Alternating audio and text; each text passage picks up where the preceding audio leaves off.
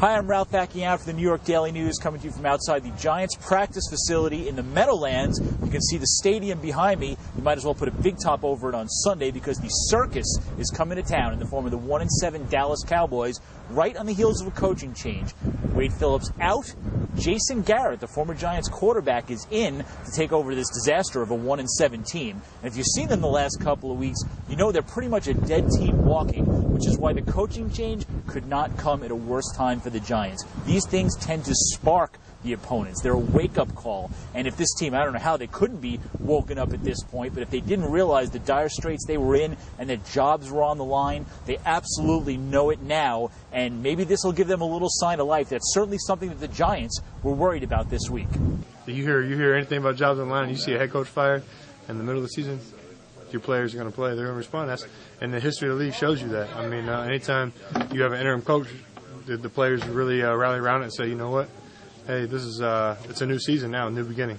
Another thing that the Giants are worried about this week, their own offensive line. They've got 3 guys hurt. They got center Sean O'Hara, likely out with a sprained foot. His backup, Adam Coates, is gone for the season with a torn ACL, and David Deal, the left tackle, is out for a couple of weeks with a torn hamstring. So inside their practice facility, they're doing a little bit of line dancing right now, trying to figure out the rotation. They'll probably have Sean Andrews at left tackle. It looks like Rich Seibert will probably be at center. A little bit of a hole left guard. It might be Mitch Petrus, their rookie that they drafted this year. It could be Kevin Booth, fresh off the physically unable to perform list. Either way, they got some mixing and matching going on. They do seem confident, though. They got a lot of guys who can play a lot of different positions, and they think that's going to help. Yeah, I'm excited to be back, be active. I think that you don't realize how long, was it, 9 weeks are until you're sitting at home when the team's on away game.